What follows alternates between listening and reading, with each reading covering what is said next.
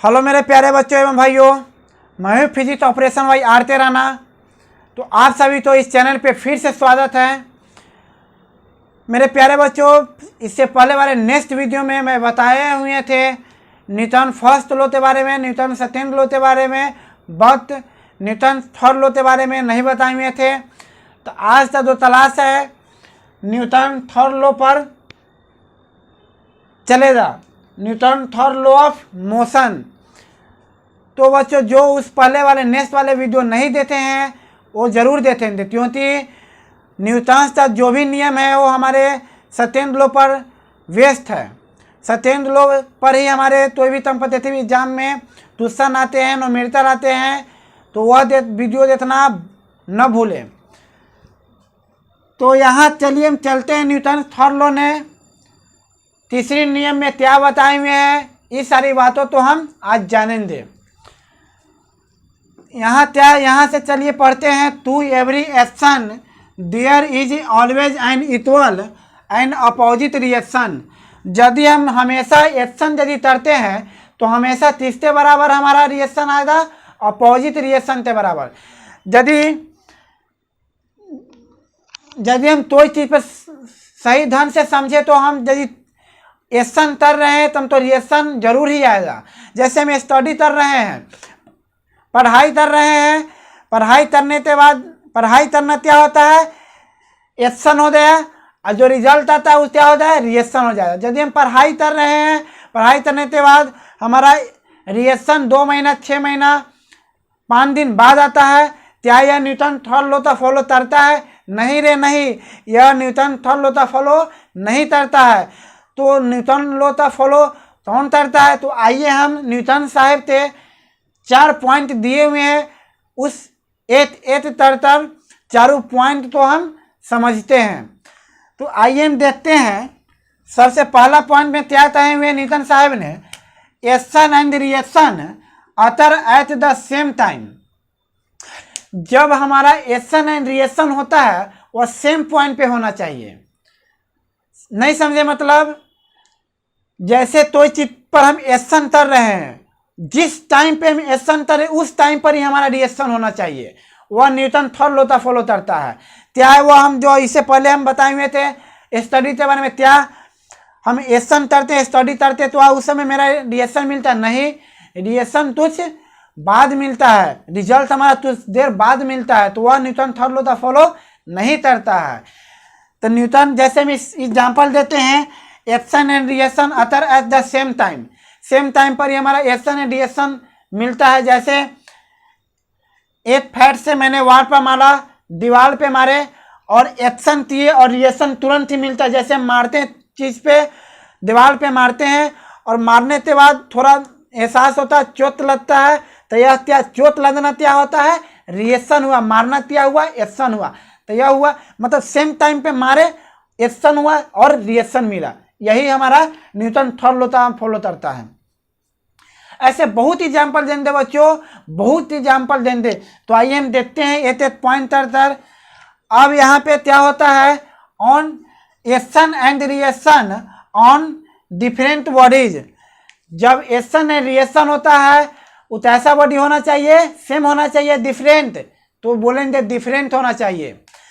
तो डिफरेंट जैसे में देखिए, ग्राफ से हम समझते हैं, यह सरफेस है, यह सरफेस है, इस पर मास तो ये बॉडी लेते हैं, ब्लॉक लेते हैं, जो सरफेस ऊपर की तरफ हमारा नॉर्मल लगाता है। सरफेस क्या कौन लगाता है, सरफेस लगाता, इस पर लगाता है, मास पे लगाता है। तो ऐसे में लिख देंगे। और मास जो होता है हमारा नीचे की तरफ mg लग जाता है। mg क्या होता है, वेट होता है। mg क्या होता है, वेट होता है। तो क्या यह वेट सरफेस पे लग रहा है? नहीं रे नहीं, सरफेस पे नहीं लग रहा है। अब बोलिए किस पे लग रहा है? तो यह अर्थ पे लग रहा है, अर्थ के सेंटर पे लग रहा है। जो आकर्षित होते हैं अर्थ के सेंटर पर आता है, अर्थ के सेंटर अपने तरफ खींचता है, वही कहा जाए mg। तो यहाँ पे हो जाए डिफरेंट बॉडी। जैसे यहाँ पे एक ब्लॉक ले लिए हुए हैं, एम मास था, जो ऊपर तरफ, जो इस पर हमारा सरफेस लगाता है, क्या लगाता है, सरफेस लगाता है।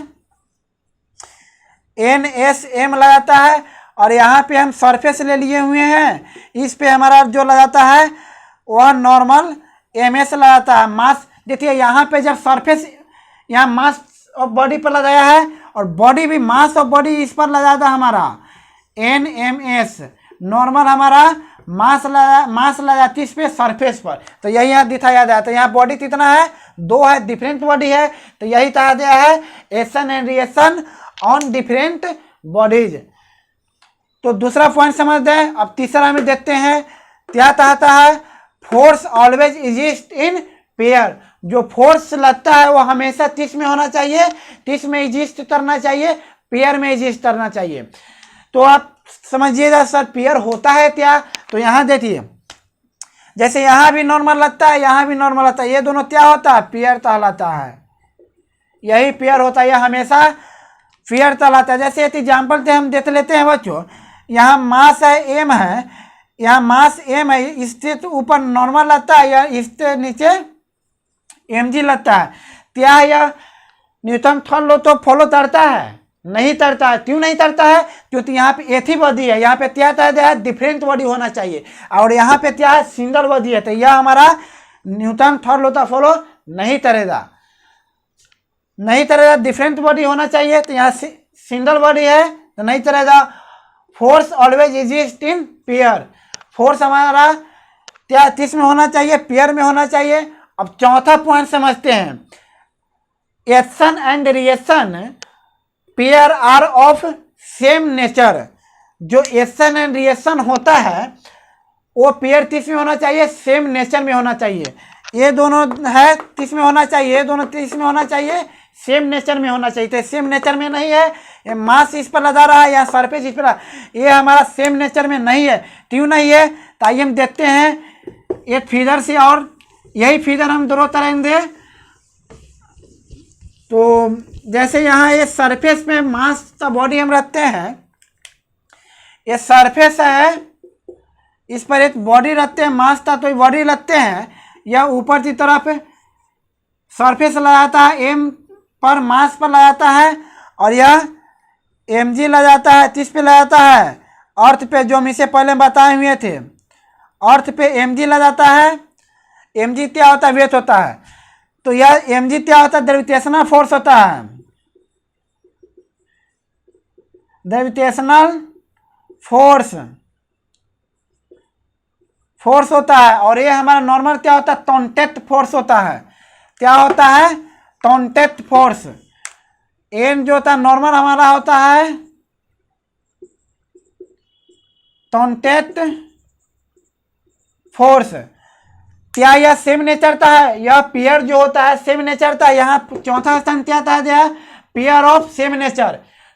Action and reaction pair are of the same nature. जो पेयर हमारा एक्शन और रिएक्शन करने के बाद जो हमारा पेयर होता है वह सेम नेचर का होना चाहिए। क्या यह सेम नेचर का है, यहाँ पे कॉन्टैक्ट फोर्स है, यहाँ पे ग्रेविटेशनल फोर्स है, तो यहाँ पे सेम नेचर नहीं है, तो ये भी हमारा न्यूटन थर्ड लॉ तो फॉलो नहीं करेगा।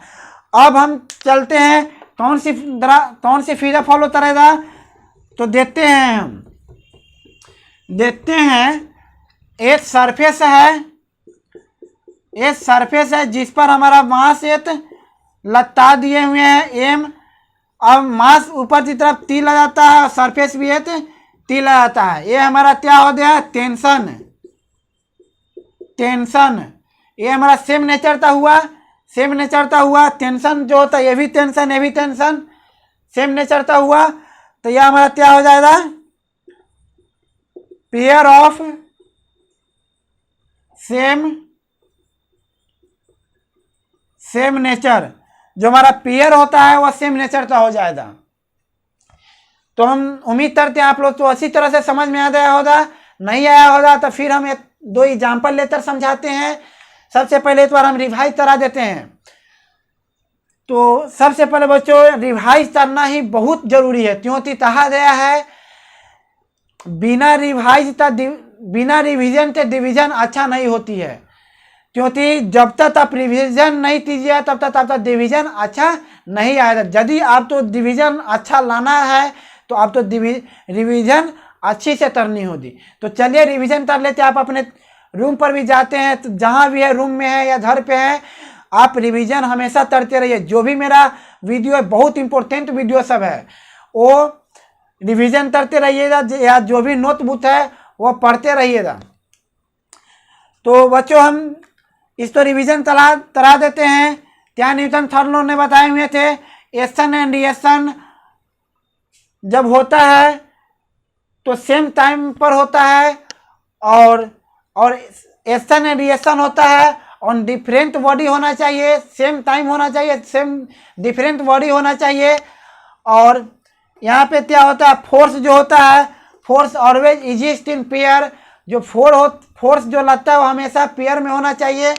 और चौथा जो होता है action and reaction, pair are of the same nature, वो जो पेयर होता है वो सेम नेचर का होना चाहिए। जैसे एक एग्जाम्पल लेते हैं बच्चों, एक एग्जाम्पल लेते हैं, जैसे एक बोट है, नाव है, जो एक पानी में है।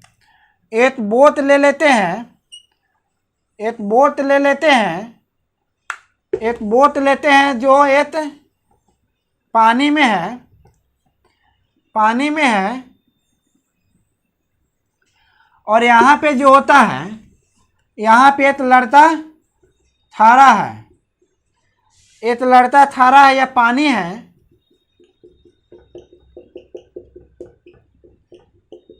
यह नाव है और यह लड़का खड़ा है। यहाँ पे ऊंचा तो यह स्थल है, जमीन है, या ये स्टोन ले लेते हैं, स्टोन ले लेते हैं। यह नाव है, यह लड़का, यह पानी में है, यह लड़का इस पर से कूदना चाह रहा है, ऊंचे स्थल पर, ऊंचे जमीन पे या पत्थर पे कूदना चाह रहा है, तो एक्शन कर रहा है।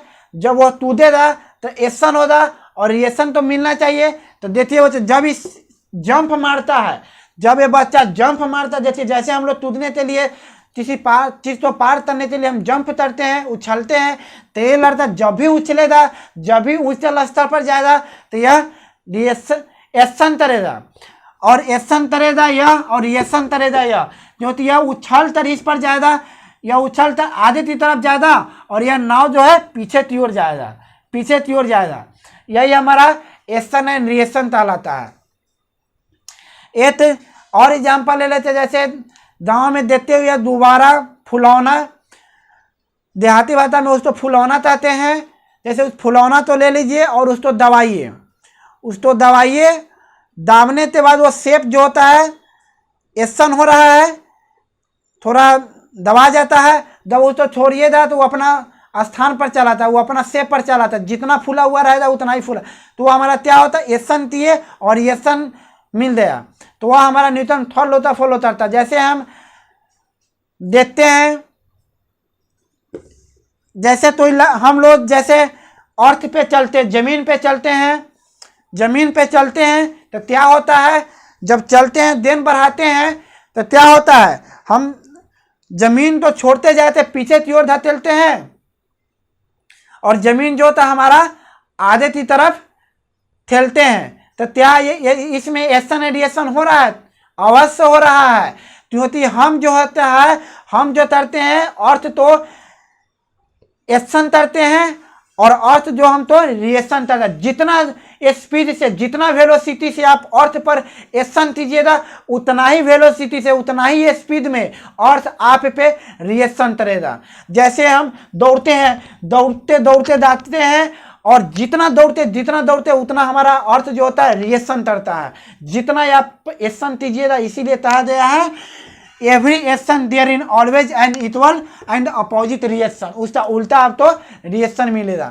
जैसे हम देखते हैं, कोई लड़का तालाब में स्नान कर रहा है, कोई लड़का नदी में स्नान कर रहा है। यहाँ पे देख लेते हैं, यह एक बॉयज है, यह तैर रहा है, यह तैर रहा है किस पर, पानी में, पानी में तैर रहा है। यह क्या हुआ, पानी, वाटर, यह पानी में तैर रहा है। तो पानी में क्या तैरता है, एक्शन करता है। जब तक यह एक्शन नहीं करेगा तब तक इसका रिएक्शन नहीं मिलेगा। कहने का मतलब जब तक यह रिएक्शन पानी में नहीं तैरेगा, जब तक नहीं तैरेगा तब तक यह पार नहीं होगा। तभी तभी सुनते हुए गाँव देहात में कोई बच्चा स्नान करने गया और पौड़ने नहीं आता है, वह डूब गया। डूब जाने का कारण यही होता है, वो रिएक्शन तैरना ही नहीं जानता है। तो रिएक्शन कहाँ से मिलेगा?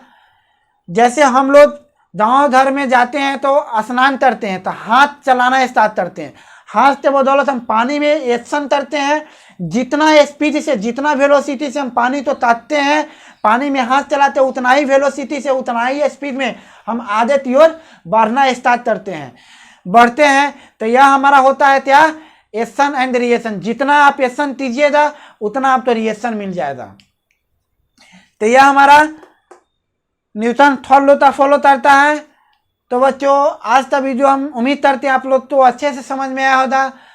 सिंपली भाषा में आप लोग समझे, जितना हम एक्शन कोई चीज़ पर करेंगे उतना हम तो रिएक्शन हो जाता है, मिल जाता है। जितना एक्शन करेंगे उतना हम तो रिएक्शन मिल जाएगा। बहुत लेकिन उसका 4 पॉइंट याद कीजिएगा। सेम पॉइंट पे होना चाहिए, सेम पॉइंट पे होना चाहिए, डिफरेंट बॉडी होना चाहिए, फोर्स ऑफ फेयर सेम होना चाहिए, और अंतिम जो था नेचर, पेयर का जो नेचर होता है सेम होना चाहिए।